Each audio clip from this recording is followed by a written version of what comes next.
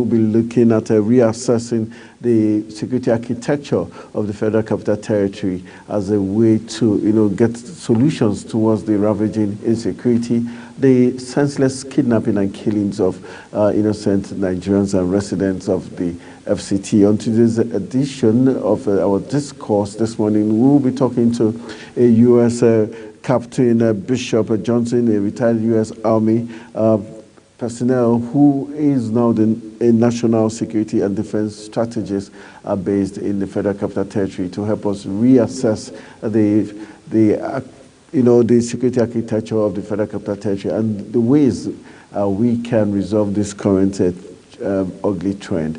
Hopefully he'll be joining us via Zoom, and he'll be doing that just after we go for this quick break to resolve some technical issues. Then we'll be having him join us via Zoom so that we can look at how quickly and how effectively the recent special intervention squad, which has been set up by the Inspector General of Police, will be able to find a way around the FCT so that they can capture these bandits and criminals that have been terrorizing the residents of the Federal Capital Territory. All this will play out after we come back from this break. Like I told you, we'll be having Captain Bishop Johnson, retired U.S. Army personnel, who is now National Security and Defense Strategist, joining us via Zoom in a couple of minutes once we return from this break. Stay with us.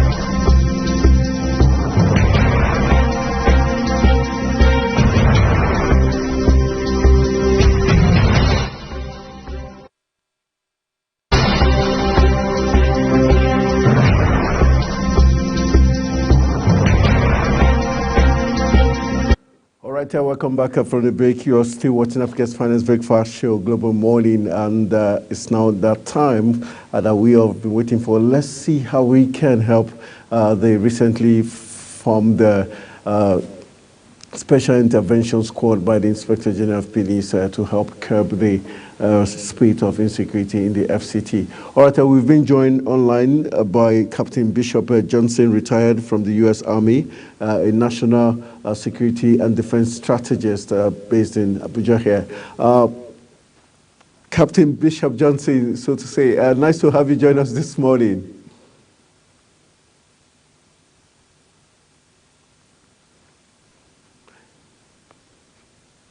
Captain Bishop, are you there?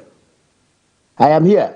Okay, thank you for joining us this morning. Let's look at all that has been happening in the Federal Capital Territory, sudden surge in insecurity, kidnappings and killings in the Buhari Area Council and across board. And also recently we've seen the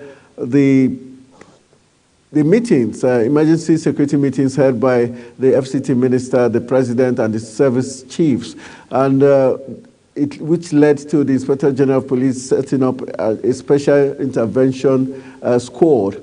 From your own perspective, if we were to look at the security architecture of the Federal Capital Territory, what does it entail when you say security architecture of a location or a place? Let's begin from there. All right. Again, Tony, good morning and thank you for having me. Yeah, good morning. When we talk about the security architecture of a place, we're talking about the structure, the security structure of a place, how security is organized, the organizational structure. For example, you know that security in our federal system is concentrated at the federal level. Is the federal level that has responsibility of security of citizens. So when we're talking about the structure, we're talking about the up and down structure, and we are also talking about the horizontal structure, which involves the various security agencies and stuff like that. So we look at the hierarchy, and then we look at the horizontal organization of the entire security architecture. Okay.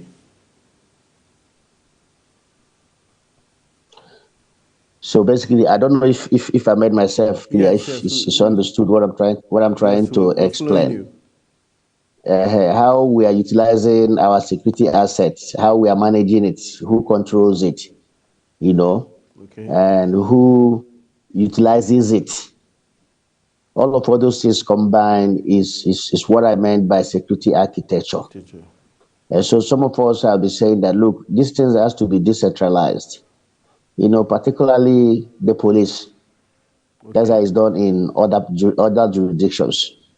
A situation where police is heavily concentrated at the center. I understand they have their various state commands. But what is happening is that because security is local, the local people know themselves better than anybody knows them. With the heavy centralization of police structure, you have a situation where you have policemen who have, say, from different parts of the country being deployed to other parts of the country in which they are not very familiar with the culture and the terrain of those areas. It makes policing difficult because policing is all about intelligence, it's all about information. And most often, people will be more disposed to giving information to people they know than those they don't know. And with the way these things are structured, you post a policeman to a particular place today. By the time he spends some time to get to understand his environment, his terrain, the people, the community, they redeploy that officer to a new place, a completely different and new place. And that officer goes to that place again. He will begin to learn the culture and study the people and get familiar with them, become their friends. By the time he gets to that point, he is redeployed to another place. And so what we are saying is that police in particular, you can't do that with the military. Military is usually a national force, that has very little role to play in internal security, unless there is a catastrophic the security situation in which civil security is overwhelmed. Then civil authorities can request for assistance from the military. But what we are seeing in Nigeria is that the military is actually heavily involved in internal security. And there's a big distinction between police, military, and the policing. And so that's why we're saying, look, let's decentralize the police. Let's have state police. Let every state go and manage their own security. In that case, if something happens, you know someone to hold responsible. If there is insecurity in a state right now, you can't really hold the state governors accountable because they don't have the mechanism of enforcing their own laws at the state level. I mean, where we have state houses of assembly who are churning out laws for themselves, their local laws. Yet, we're using federal police to enforce those laws. What we are saying is that there should be police at the state level so that they can enforce their own laws, while the national police focuses on more serious problems like cross-border crimes, cyber security, act of terrorism, insurgency, and all of that stuff. That is what we are saying. That's what we mean by, rejigging the security architecture of Nigeria, and that also includes bringing in intelligence. The key to this is intelligence. This, you summon meetings of service chiefs, you inspector general of police. These are all medicine after death. We want preemptive policing that go out there, embed themselves in the communities, looking for signs of trouble and stopping those troubles before they get to the point of execution. But what we're not doing that. What we're doing is something happens, they hold meetings, and then they start looking for those responsible for the crime. It's a very wrong and expensive way of policing a place. All right, let's look at the FCT now. If you are to suggest to the Special Intervention Squad set up by the IGP, or if you are to suggest to the IGP, how can they rearrange or rejig the formations of the FCT in order to tackle the spate happening in Buhari, for instance, and the Kuje axis, those very easy exit and entry for those bandits within the FCT. Which direction? How would you, want them to carry out this fight against this recent surge?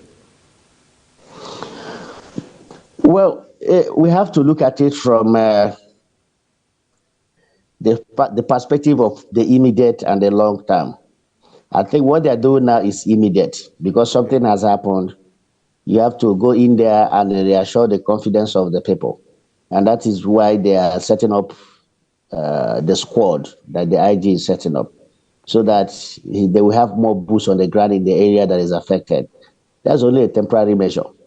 That squad is not going to be there permanently. So after a while, when the situation dies down, those squads will be redeployed to different places. And you have to know, look, the way these things work is those squads that is being sent to these areas now are coming from somewhere else. It's not like they have replacements in those places that they're coming from. Now, so when you remove them from the areas where they are, those areas become more vulnerable. And these criminals always look for part of least resistance. So they will move to those areas where you have pulled assets from and begin to operate there. And so when they operate there, you have to go and withdraw people again from that Buhari, Kuje areas again, and now send them to that other new vulnerable area. Then the people will now move from that side again to the other side. And so we keep going in a circle. So what we need to do is, the temporary measure is okay. They're, sending in more forces there, to boost the confidence of the people. But we have to look at this thing, from the perspective of the long-term permanent solution.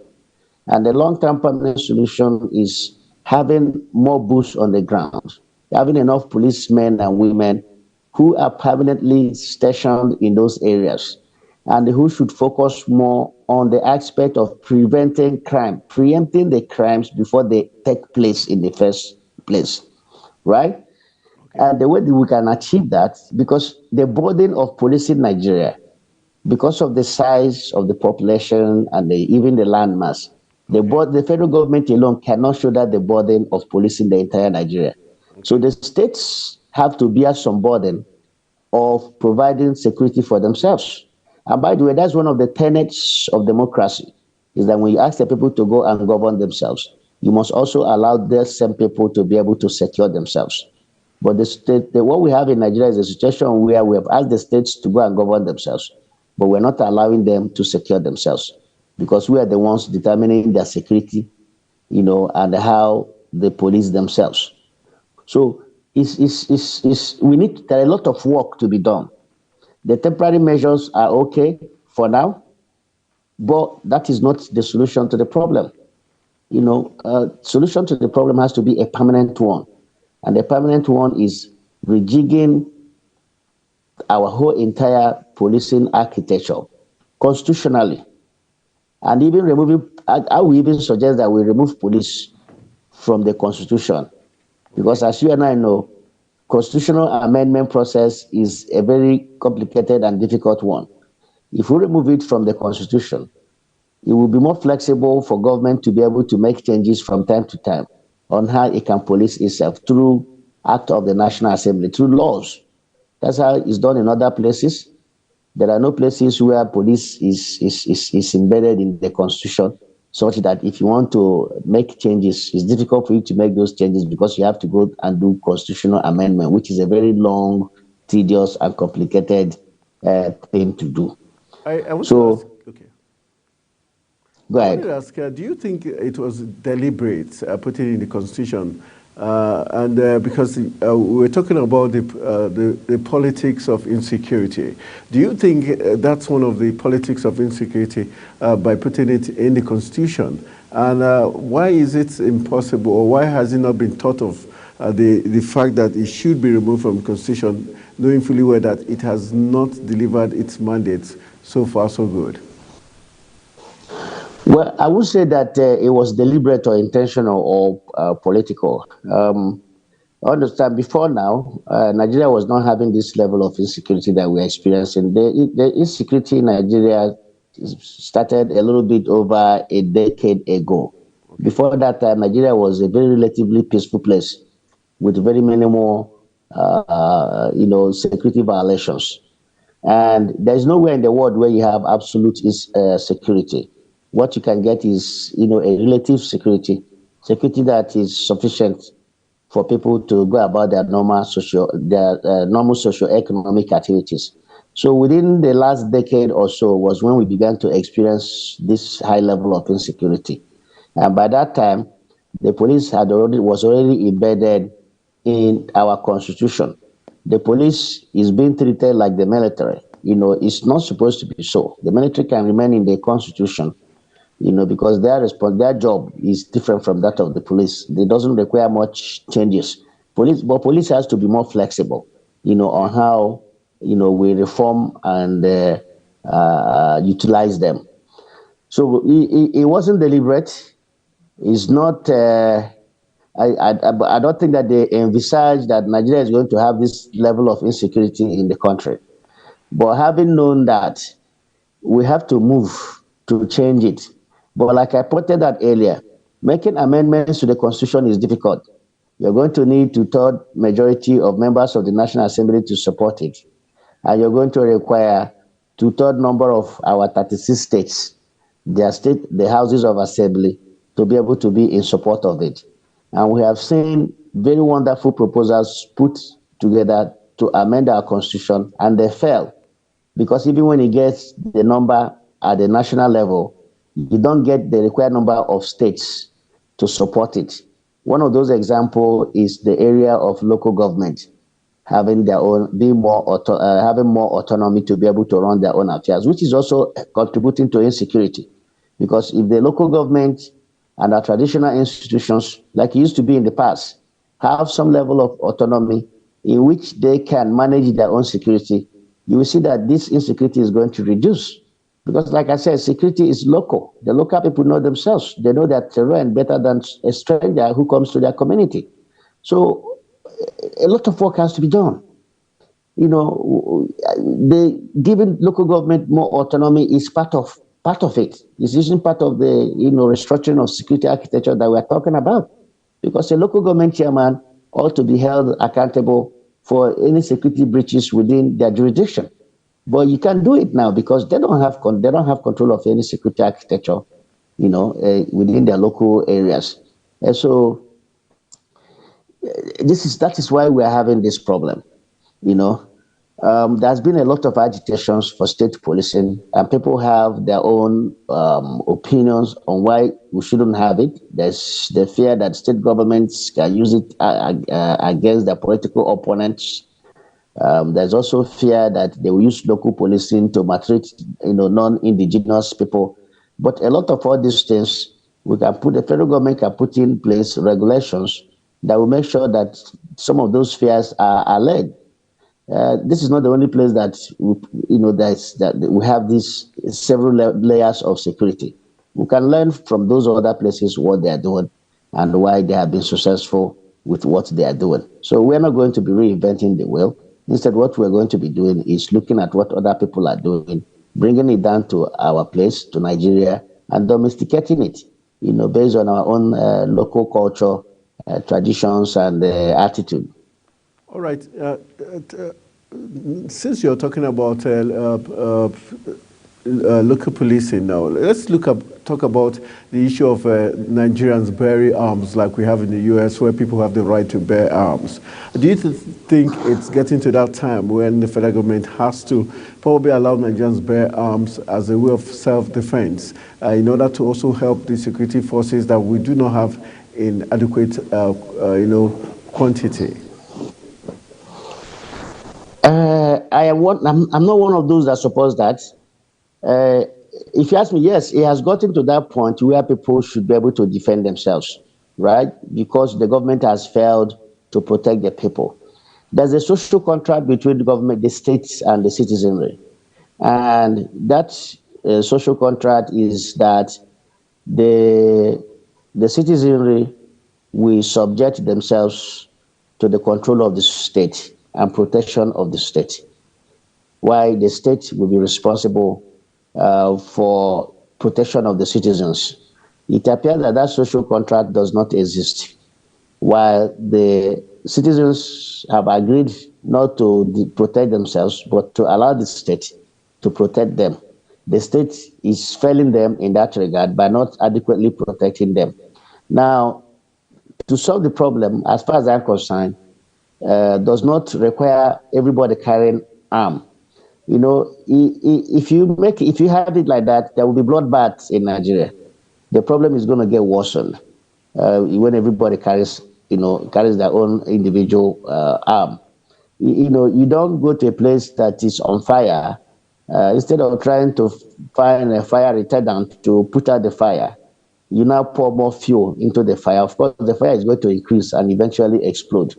Now, asking citizens to carry their own weapons means that there will be weapons everywhere in Nigeria, and the level of insecurity is going to increase, astronomically. So that won't be the solution. The solution is what I had previously stated, that we need to look at our whole entire security architecture, rejig it, restructure it, reform it, decentralize police, with some level of control at the national level, even give autonomy to local government by making sure that local government gets their own direct allocation straight from the federal government, and be able to utilize those resources to provide social services to the people.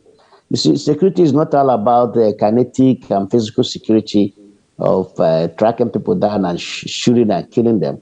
Security is also governance. There is no governance at the local level. There is barely governance at the state. And so people are resorting to all means to be able to make a living for themselves. Most times, or sometimes, the means they choose to make a living for themselves leads them to commit crime. And that is what we're seeing in the country. And also, let me also add that the porous nature of our borders is also contributing to the level of insecurity, because I don't believe that this insecurity in this country is only being perpetuated by Nigerians. I believe that there are foreigners who are pouring into our porous borders and are infiltrating our country, committing all these crimes, making a hell of money by kidnapping people and asking for ransom. Look, all you have to do is just to do that once, and you'll be a millionaire. If you're from Niger or Cameroon or Chad, you can just go back to your country and you enjoy your life for the rest of you enjoy yourself for the rest of your life. And if their brothers there see that, look, this is what these people came here, they did, this is what they did, and they are successful. Nothing will discourage them from coming to Nigeria and doing the same thing. So we have to critically look at what is happening in our country and take some serious measures, including the decentralization of police, so that states can have their own police, even local government can have their own police. And if where a state fails to secure its jurisdiction, then it can be held responsible by the federal government. The same thing applies to local government. And we also need to bring in our traditional institutions, traditional and religious institutions to help us in this insecurity. They are also agents of harmonious and peaceful coexistence. And so all these things holistically need to be looked at and see how we can bring them all together so that all of them can all work in tandem to achieve that common objective, which is peace, safety, and security of lives and property. All right, let's look at the recently formed Special Intervention Squad. Are you convinced this squad can get the job done if you look at the time frame they're using setting it up? And do you expect them to have a time frame? And what should be the makeup of the composition of the squad in terms of their intelligence, their IQ level, their expertise, their awareness of use of technology, and also fighting of insurgency? Do you think these are the factors that the IGP had looked into or should look into? Already the squad has already been formed. You see, look, Tony, I am not a proponent of all this quasi setting up of squads to go out and suppress a problem. Why? And then you people vanish, and then the community is left to protect themselves. I am more interested in solving problem permanently, having a permanent solution for problems. That is what I'm interested in. All these squads you see are like what they call SWAT in advanced countries. Their job is if there is there's a hostage situation. They will bring them in to go and rescue those hostages, because that's their area of specialty and that's the skill that they possess, and they have the know-how and they have the equipment on how to do that. That's what all those squads or SWATs, or whatever you call them, that's what they're supposed to be doing. They're supposed to be acting based on intelligence, to avert an explosive situation. They are not for everyday policing of a community. Everyday policing of community is what is supposed to be left in the hands of regular police people who reside there in the community, who know the community, who have become friends with the community, and who interact with the community on a day-to-day basis from January to December, all day, all year, and forever. What we're doing is a haphazard way of trying to solve this problem. It's medicine after death. When a situation had already arisen, we'll go and put one or hurriedly put together one or two police officers and military and civil defense, and we'll call them, we'll brand them all these names and all that names. At the end of the day, they manage to suppress the problem in that area, and then they vanish, and then the insurgents return, the criminals return again, and then the whole cycle will just continue. We need to sit down and find permanent solution to it. And permanent solution is these things that I'm talking about. Let the people police themselves. They are better positioned to police themselves. So I ask you a question. Is there any professional that will know your house better than you do? There's none. Nobody will understand your house better than you. So that's why we have to put policing in the hands of the local people. Let them police themselves. That is a permanent solution to it. If you go to Lawrenceville Police Department in Georgia right now, most of the officers there are from there. So why is Nigeria not adopting that pattern? Why is it that the police authorities, the government, do not know that this is what is obtainable out there? Because they travel to these countries.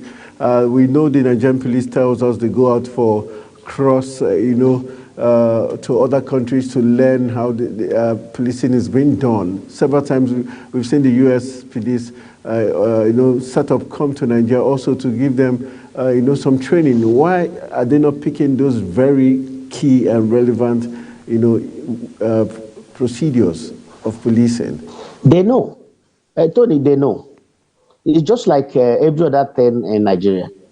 Most Nigerians, when they are abroad, they do well. Whether they are professors or medical doctors or they are teachers or what have you, they do well outside.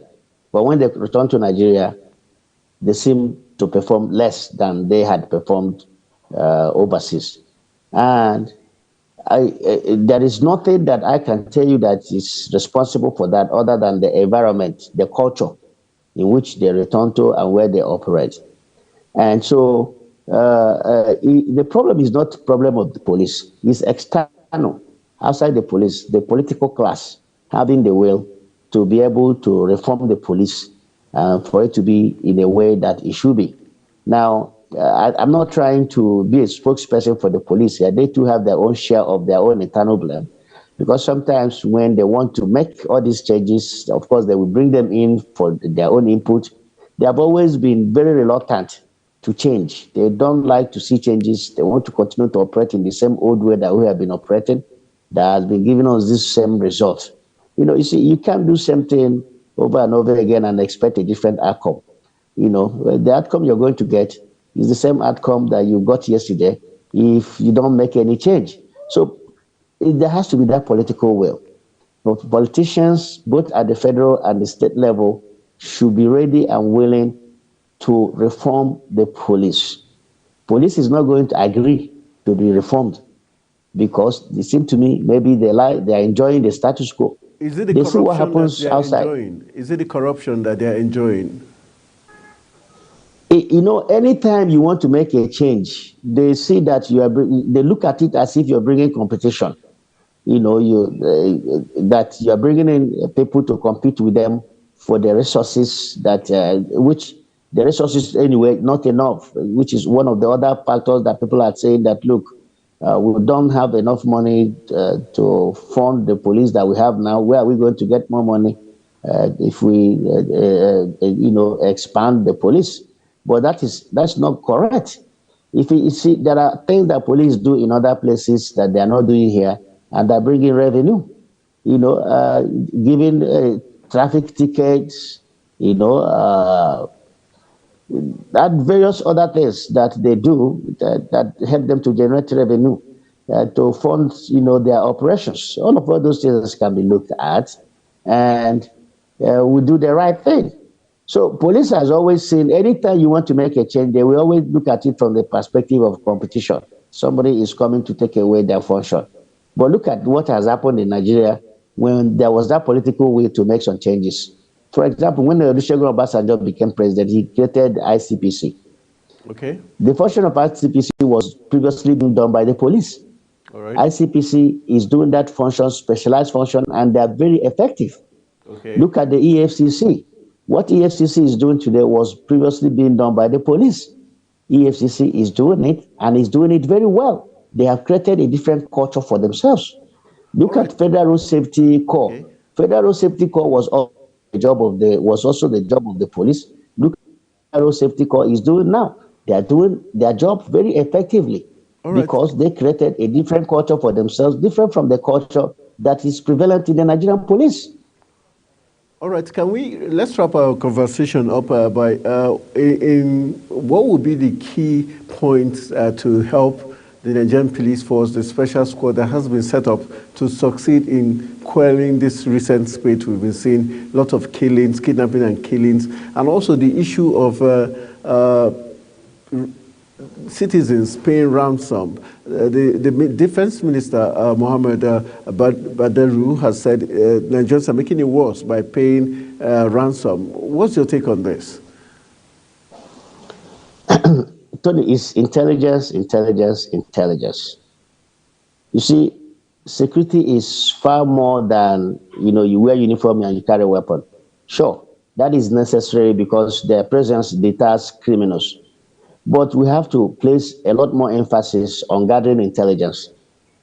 Gather intelligence way ahead of time, preempt criminal activities, catch them at the point of planning, and thwart them before they execute. That is what they have to do.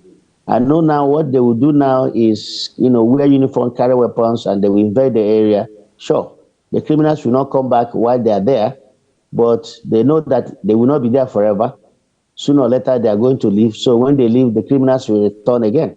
So we have to have permanent mechanism in place, particularly of intelligence gathering, where we will get the citizens, the local people involved in providing intelligence information to security agencies. That is your other question. The second part of it was, what was the second part of your question? In terms of the Minister of Defense did say Nigerians are making the situation worse by paying ransom. Okay, by paying ransom. Yes. You see, when somebody is desperate, there is nothing that person cannot do, particularly when the people that you depend on are not helping enough.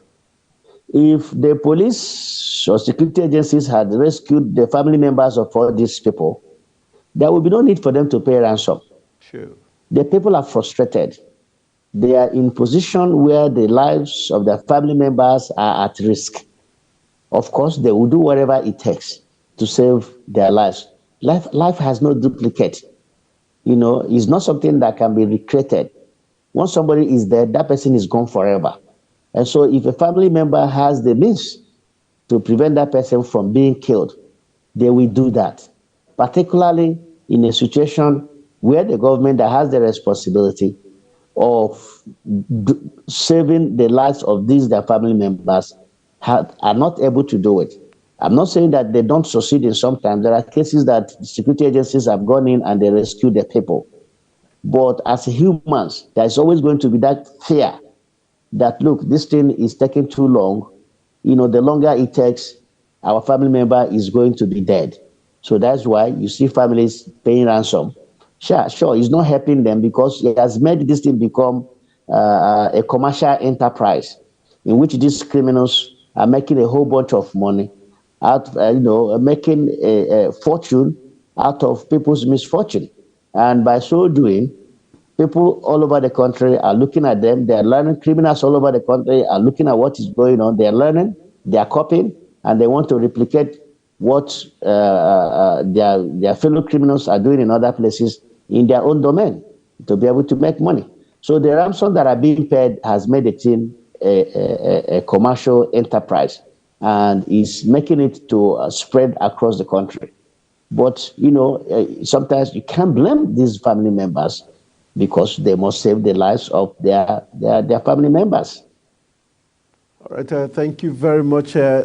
Just as we wrap it up, your last word for the security agencies in terms of synergy. How important is synergy going to be, especially to tackle what's happening in the FCT now in terms of the synergy and also probably use of technology? How can these two factors help us, resolve the spate of insecurity in the FCT as we speak right now?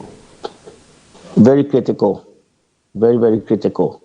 All of the security agencies have one objective, and that objective is protection of lives and property of Nigerians. And so it's very important they're all working together. And I think we've seen that there's that increase in the cooperation amongst various security agencies. The area that I think is still lagging behind is in terms of a collection of intelligence and sharing of intelligence. I don't know where our intelligence agencies are and why they are not able to preempt some of all these criminal activities before they get to point of execution. I think that's where we have to focus more attention, is why there is always this intelligence failure that leads to all these catastrophic consequences that we have seen, in our country in the last decade or so. All right, thank you very much. And also technology, you cannot go wrong with technology. Technology. That's what other people are doing. I don't know why, for example, during the twilight of the last administration, there was a policy to connect SIM cards with a national identification number. The reasons why that was done is to be able to use that technology to track people, because they must communicate in the process of planning, their criminal activity. These kidnappings are not easy operations. It takes resources and planning to put all these things together. And so if we're able to utilize technology, whether it's the linkage of NIN to SIM cards, use of drones, and even listening devices, and all of that stuff, they will go a long way in helping our security agencies to do their job and do it much more better. All right, thank you, Captain Bishop Johnson. Always a pleasure talking to you, especially when we talk security matters. And I hope the relevant authorities in the security sphere have heard you loud and clear and try to reject their formations and methods as a way to help quell the insecurity in the Federal Capital Territory. Thank you very much, and we're so grateful for you sparing your time to help us, save the lives of Nigerians. Good. Yeah, thank you for having me, Tony. All right. Enjoy the rest of your day. You too.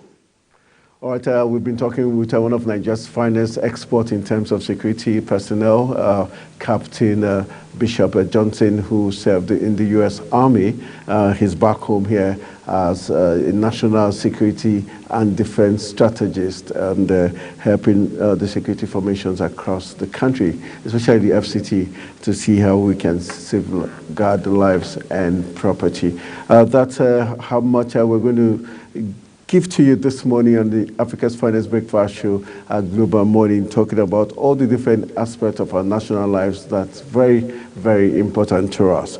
All right, while we wrap that discussion up, my co-anchor is right here by my side to ensure that we give you just how we started. That's how we're going to end it this morning on Global Morning. Jumoy, is this the meal ready now? Because I know you're cooking. That's what we do in Africa. When the ladies out, you go there working your show, and you come back, some delicacy is ready. Yeah, as delicate as you're looking. Okay, thank you very much. But the meal is not yet ready. Okay, it's still in process. So nobody's going to continue till the meal is ready. No, the meal is ready. And of course, once the meal is ready, it's time to eat. But at this juncture, Global Morning is wrapping up this morning. So tomorrow, of course, another review of what will happen. What happened in the course of the week. Course of the week, of course. But of course, on Monday we'll be back and better. All right. Just keep watching Global Morning, of course, on Global Television. And thanks to our darling Super Eagles for making us 200 million Nigerians happy last night. Of course, hope it continues. Hope they will continue to. Oh, don't jinx us. No, you jinxed us the last time, and that was why it was a draw.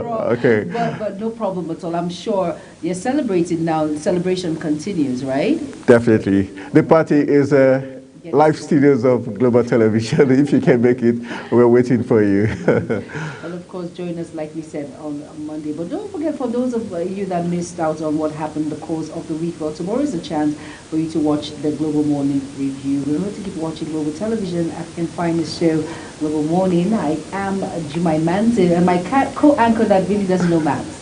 Yes, my name, okay, Anthony Momodi is my name. At least I know today is the 19th day. Oh, my goodness. Oh, okay. January 2024, not 23. Yes. Got it right. All right, good morning.